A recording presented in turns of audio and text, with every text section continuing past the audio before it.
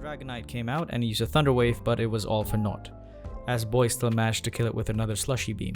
Lance was done, and we became the champion to complete the Nuzlocke. Hello, you thought the HeartGold experience was over? Well, you're wrong. It continues. Here are the rules, I'll just show it on the screen this time. For a full refresher on what went on, do check part 1 and see what it's all about. During the Johto adventure, I managed to catch 3 of these Pokemon that I didn't include in the first video.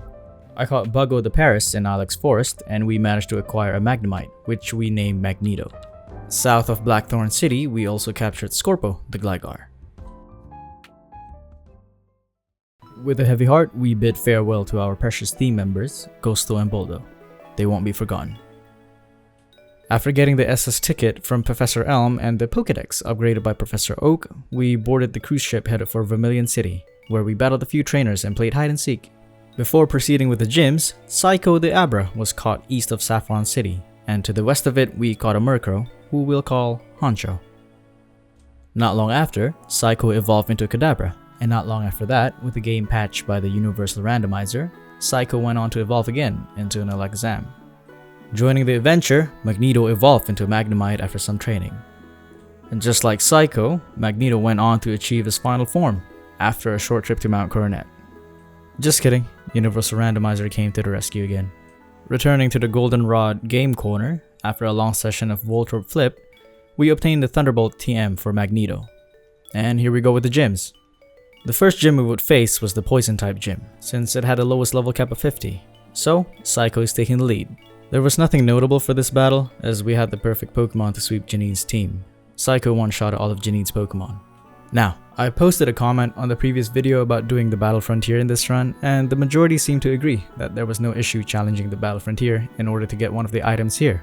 So, after a long grinding session in the Battle Tower, and a couple of times facing Frontier Brain Palmer, we finally had enough points to get the item in question, the Razor Fang.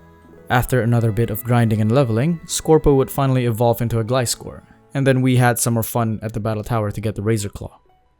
And at the next gym, Scorpo would truly show his worth in Kanto. As we rummaged through Lieutenant Surge's trash bins, we unlocked the path to fight the War Veteran. Again, like the Janine fight, this battle also doesn't require much strategic commentary. None of Lieutenant Surge's team really had the counter for Scorpo's typing, so he just pretty much ended the fight with Earthquakes. We got the badge and we move on. To prepare for the next set of gyms, Buggo the Paris underwent some serious training and evolved into a Parasect. Buggo doesn't actually learn any physical grass type moves to complement her physical attack stats, which was a real bummer. The only move I could teach her was Bullet Seed, so here's to hoping that would work. Before facing Misty, the order of the gym leaders left me a bit confused, so I decided to go against Sabrina, the psychic gym leader. Here I messed up and got confused about the level caps, so unfortunately I overleveled Scorpo. I wouldn't be able to use him in this fight, even though I'm pretty sure he could one-shot all of Sabrina's Pokemon with X-Scissor. Nevertheless, we went up to Sabrina and started the battle. I led with Battle, knowing full well that he was very susceptible to Psychic-type moves. That's why I decided to hit with U-Turn, hoping it would result in a one-shot. Unfortunately, it didn't, and I had to switch to Boy. Boy tanked 2 Psychic attacks from his Psychic counterpart and finished the Espeon off with a Shadow Ball. Her Alakazam was next, and I switched to Buggo, hoping her type advantage would allow her to tank the Psychic hit. Of course, she's proving herself to be useless. On I went to switch again, this time to Magneto. Magneto would go on to win an endurance battle against Alakazam, repeatedly hitting the Psychic type with Thunderbolts. Last was Sabrina's Mr. Mime. The female Mr. Mime opened with a light screen, which allowed for a free Thunderbolt. It survived with more than half HP. I decided to take a chance and hit one more Thunderbolt, knowing Mr. Mime's special attack stat would be lower than the Alakazam, meaning Magneto would be able to tank the hit. And Magneto did, lowering the Mime's health to red. Here, I know Sabrina was going to heal, so I used the free turn to switch back to Battle. Battle was faster than her foe and hit a U-turn. The Mr. Mime survived in the orange and decided to go for a useless Mimic while I switched to Porco. Porco finished Sabrina's last Pokemon with a Flamethrower. This was a pretty messy fight, due to the fact that I couldn't use Scorpo. But the end justifies the means, I suppose. We run off with our 3rd Kanto badge and we ventured on. The next gym was Erica, and she was just bad. She shouldn't even be a gym leader at this point. 4 out of 8 badges obtained. And finally, it was time for Buggo to prove herself to the team. We navigated the maze in the Cerulean Gym and faced Misty. Misty opened with a Golduck, so I had to open with Magneto. The Golduck tried to use a disable, but it failed. Magneto hit back with a Thunderbolt and downed it instantly. Next was the Quagsire, and the sole reason Buggo was in the team. I switched to Buggo and she did well for this part. She tanked the Earthquake well and shot 2 sets of bullet seeds to take out the Quagsire. Misty sent out her Lapras next, and I switched back to Magneto, who was immediately put to sleep. It took a few turns of sleeping and tanking a lot of damage, but Magneto finally woke up and one-shotted the Lapras with a Thunderbolt. Finally, it was time for Misty's last Pokemon, her Starmie. I switched back to Buggo in hopes I can use a bug move on the Starmie, but she was left confused by Confuse Ray. She hurt herself in her confusion and was one-shotted by an Ice Beam. You know what? I'm not even mad, I saw this coming. I'm not even going to wish you a nice rest either, Buggo. Just stay down. Magneto had to come back out, tank a risky Water Pulse, and down it with a Thunderbolt. Brock was next, and it was time for Bunno the Nidoking to lead. He hasn't been on for a while, so this was his chance. He was still powered up by the Life Orb and still had his wide coverage move pool. I love this big guy. Bunno was able to one-shot Brock's first 3 Pokemon, his Graveler and Rhyhorn with an Ice Beam, and Brock's Omastar with a Thunderbolt. When it was time for the Kabutops, I had to switch. The Kabutops was definitely faster than Bunno, and it would have one-shotted Bunno, so I had to switch for Magneto. Magneto tanked an Aqua Jet on the switch-in, but then took down the fossil Pokemon with a Thunderbolt in the next turn. Magneto took a lot of damage from the Aqua Jet. Bunno would have definitely kicked a bucket there. In any case, Brock sent out his Onix next, and I switched back to Bunno. The Onix was short-lived as Bunno closed it out with an Earth Power. We met up with Blue on Cinnabar, but it seems he's not really interested in us just yet. So it's time for Blaine. We're done with Blaine. Now he's interested, so we went on to challenge Blue. In this fight, I got a bit careless and tried some stuff I shouldn't have. The Exeggutor was first, so I sent Batto. Batto opened with a U-turn and took it down in 1 hit. I switched to Magneto, predicting his next Pokemon would be a Gyarados. I couldn't be more wrong. Apparently using U-turn doesn't affect the AI's decision making. Anyway, I switched to Boy as he tanked an Earthquake hit on the switch-in. 1 surf later, the Rhydon was dead. Next was Blue's Machamp and I switched to Batto. Right here as I switched in Batto, I glanced over to Blue's Bulbapedia page and realized the Machamp had Thunder Punch, and I knew I might lose 1 Pokemon here. Batto got his health down to orange and I told her to use Fly.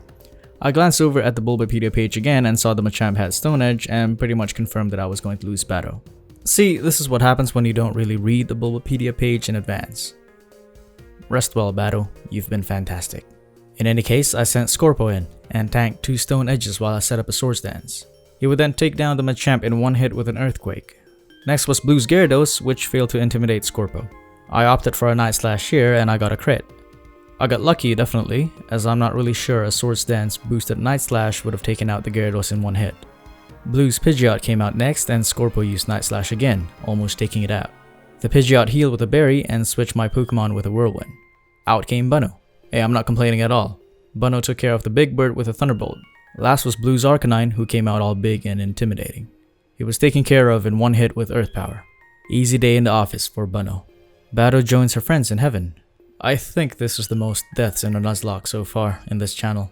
Here I contemplated challenging the Elite Four once more, but the level gap is a bit too wide between the last Elite Four's highest level Pokemon and Lance's Pokemon. I'll have to think about the level cap some more, so I'll have to save it for the next run. So I went on and started grinding for Red. I set the level cap to level 84 because his highest level Pokemon is just a Pikachu. It wouldn't be fair. The grinding here was totally 100% legitimate. Totally. As a final substitute and addition to the team, Honcho evolved into a Honchkrow. So here's my final team for Red. We've got Bunno the Nidoking, Boy the Vaporeon, Magneto the Magnezone, Honcho the Honchkrow, Scorpo the Gliscor, and finally, Porco the Typhlosion. As we ascended Mount Silver, we exited the caves into a snowy peak where we encounter Red. We tapped his back and challenged him to a fight, and this is where we find out that he's a mute. To counter his Pikachu, I sent out Scorpo. I was reading a bit about what Gliscors are good for and decided to set up 2 Swords Dances. Scorpo tanked 2 Iron Tails and Hails and finally dished out an Earthquake that took out the Pikachu in 1 go. 5 to go. Surely Scorpo can't one-shot the rest, right? He sure can. Scorpo outsped the Lapras and one-shotted it with an Earthquake. He also outsped the Blastoise and one-shotted it with an Earthquake. The Snorlax as well. And the Venusaur. The only thing Scorpo couldn't take was the cold. He passed away due to the ice pellets repeatedly hitting him in the face. Rest well, buddy. You did great. So in the end, we were left with Red's Charizard. I sent out Bunno, not with the highest of expectations, mind you. I expected Bunno to be able to whittle down a bit of the Charizard's health and leave the rest to Boy to finish. The Charizard hit with a Flare Blitz, taking some of his health down as well. Bunno hit back the Charizard with a Thunderbolt, and it was so close to finishing it off. The hail took down the health a tiny bit more. As expected, Red went for a heal. With this, I told Bunno to go for a Thunderbolt, surely his last move of the game before he goes down. Or not, as Bunno hits a critical hit. Red's last Pokemon goes down as Bunno survives with 33 HP, and we win the match. Red disappeared with a magic trick, and the credits roll once more. Aside from losing Battle, I think all went well. Because the grinding was so long, it took so much out of me. I couldn't even grieve when Battle went down, as well as Scorpo. The grind made me numb. Having Scorpo the Gliscor was definitely fun, and if I would have grinded some more moves for it at the Battle Frontier, I bet I could have used them a lot more. Definitely a great addition to the team. Magneto the Magnezone was also great, it's just too bad that it's so hard to get him in a normal HeartGold playthrough without the randomizer. In any case, if you enjoyed this video, please consider subscribing and hitting the bell. I'll be putting out more contents like this. Also, follow my Twitch. I haven't started streaming yet, but I will in the near future. Hopefully I'll see you guys there. Thank you for watching.